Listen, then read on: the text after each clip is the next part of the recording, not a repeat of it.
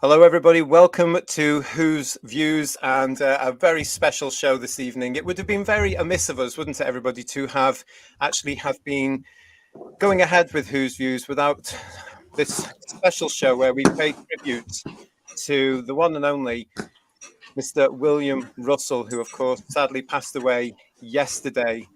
Welcome to this, guys. What a life! What a career that William has had. Unbelievable, really, wasn't it? I mean, we know him obviously from Doctor Who mainly, but he was a star in his own right well before that. His career is just, we talk about the likes of Pertwee, who was 60 plus years in the business and all that kind of thing. And then you've got William Russell. I mean, the guy's, he deserves the title legend. He really was. He really was. Yeah.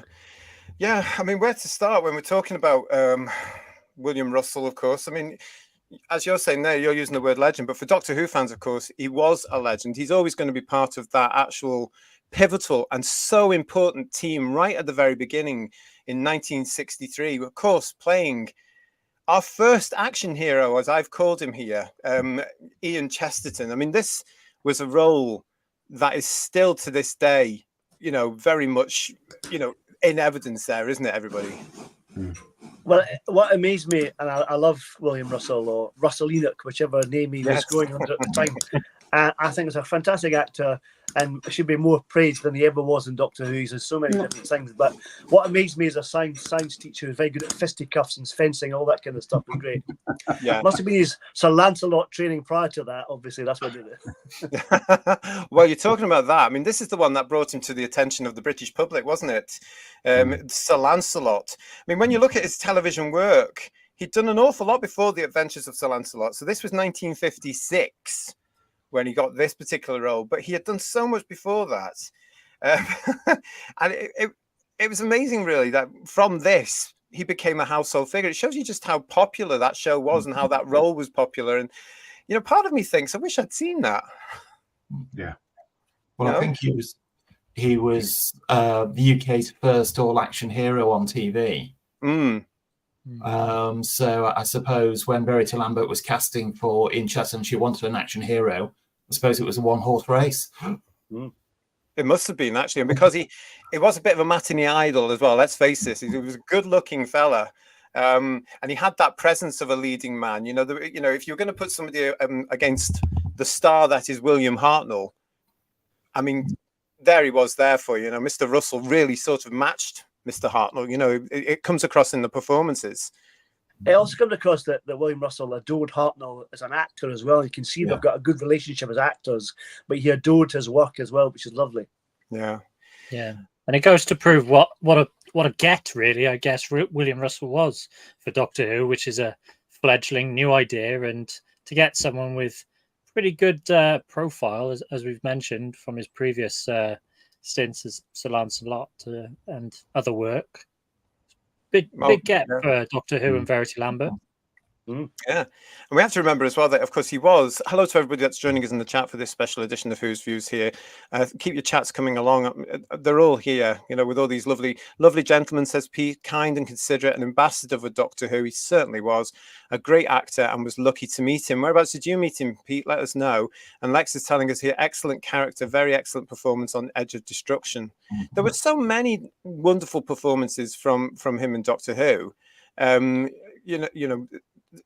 I was trying to think today of a standout moment to bring in this. Now, it's really quite difficult because he really carried the show for those couple of years he was in it.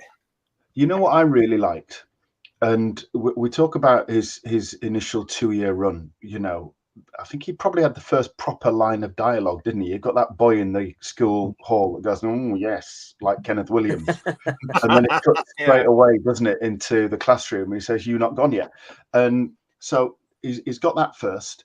He's the first person to be shot by a Dalek. So, but he had those 2 years in Doctor Who, and then he came back in at the end in that very unfortunate era. But it was great to see him, and he got his Guinness Book of Records thing there. But I really liked his inserts for the video for the Crusade because he played those in character. So that was Ian Chesterton.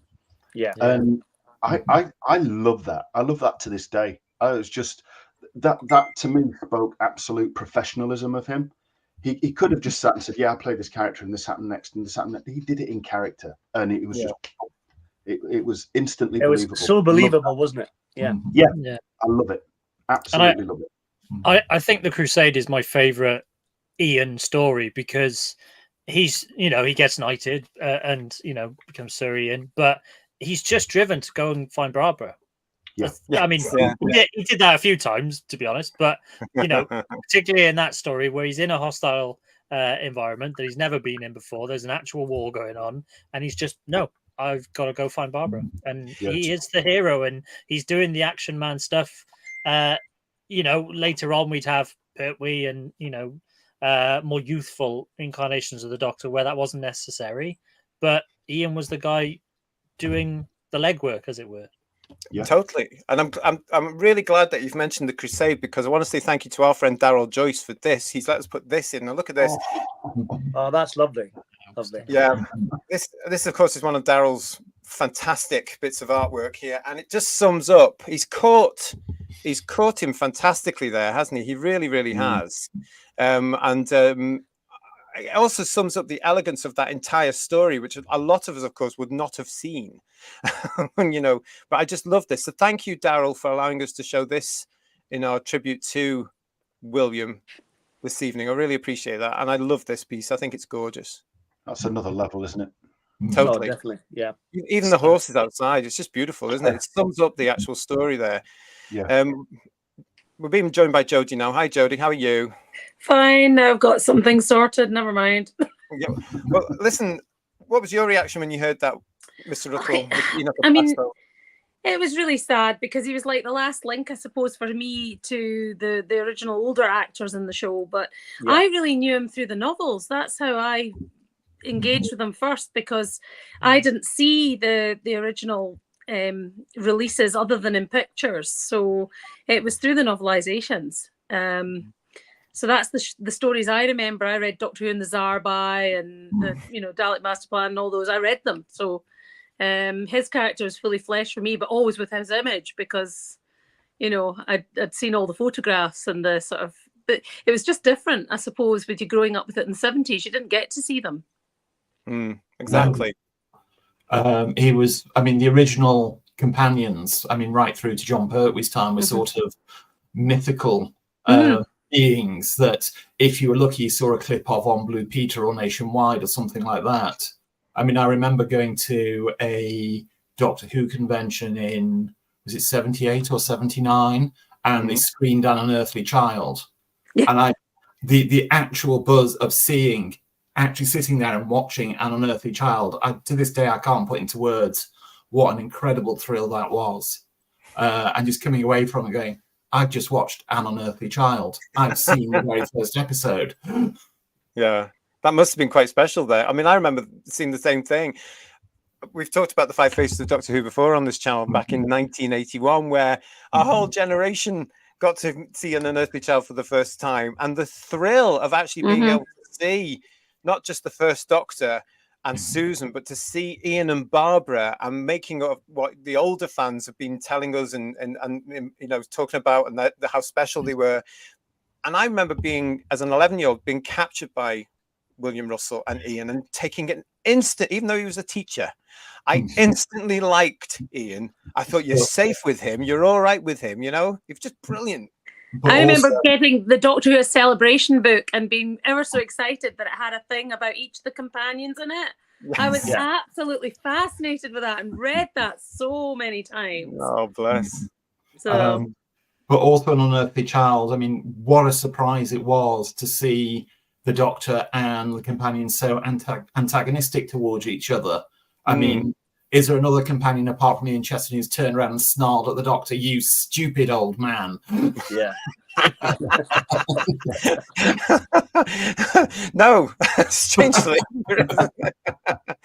Listen, thank you everybody for joining us for this special Who's Views. As I say, it would have been rather remiss of us not to come on and show our appreciation, and I'm going to use the word love, for William Russell, because he was such a gentleman And as you've mentioned in the chat, everybody, he was an ambassador for Doctor Who. He stood with it all those years, you know, especially when it was off air as well. You know, it was always around, whether it be for an interview or the odd convention. And I'm sure it was when the show was off air that I met him at. Do you remember 10th Planet? Yeah. And the queue was out the door for him, and he was signing photographs, because I've got his photograph and a sign there.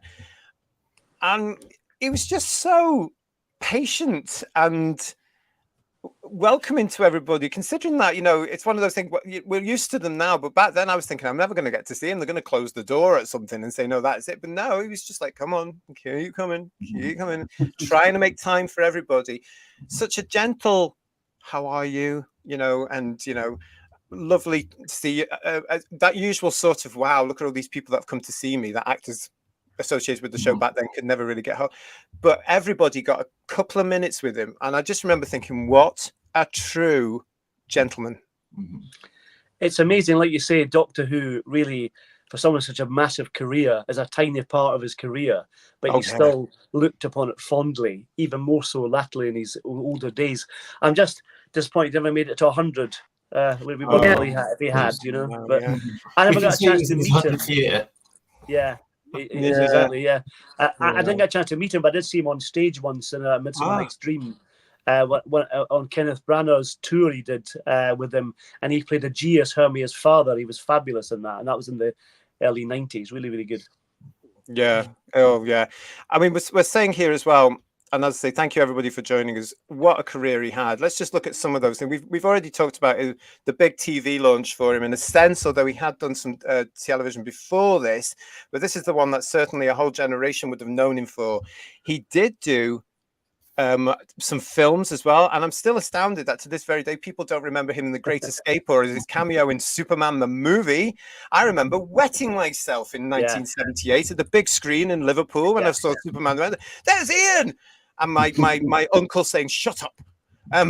Because I was with my uncle. It's bizarre seeing William Russell in a scene with Steve McQueen or James Coburn. That's really weird, you know. Isn't it just? And The Great Escape, you know. One of my favorite films. I love all those war films, guys. And to see again, I didn't notice this till late on the day. I must have been. Remember, the BBC seemed to show it every Christmas, The Great Escape, and I'd be one of those sad lads that would watch it every year because I loved it. And it must have been about. It was definitely after An Unearthly Child that I clicked and I went, hang on. That's William Russell. So impressed. I was really impressed. He also did a stint in Corrie, of course, amongst his many television credits. And as somebody has mentioned in the chat there as well, he's also done things like the Plays of the Week, Nicholas Nickleby, Swords of Freedom, Tales from Dickens, the Sunday night plays on the BBC's back in the day.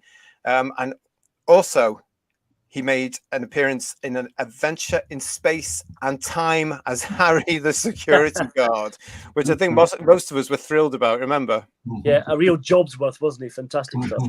Yeah. He knew who he was playing it on, didn't he? He knew. He was also in one of the other big cult series of the 80s. He was in Robin of Sherwood as well. One of my ultimate favourites here, where he played the Duke. And again, remembering falling off the seat when I was a kid.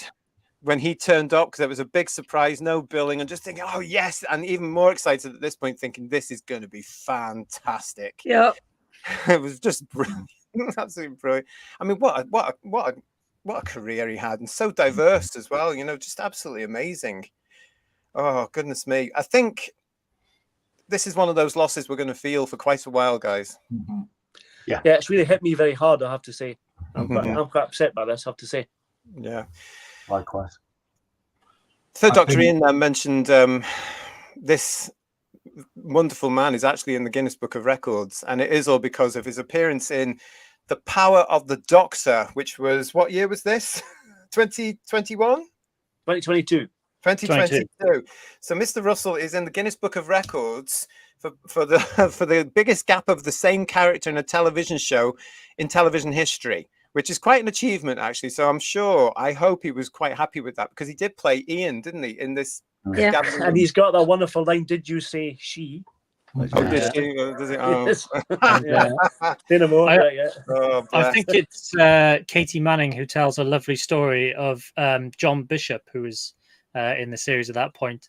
basically spending the whole afternoon with William Russell and helping him work through the scene and all that sort of stuff. And yeah, just the fact that he was back, such a thrill to see him. And yeah, a great line. And I imagine everyone just in awe of him on set, really.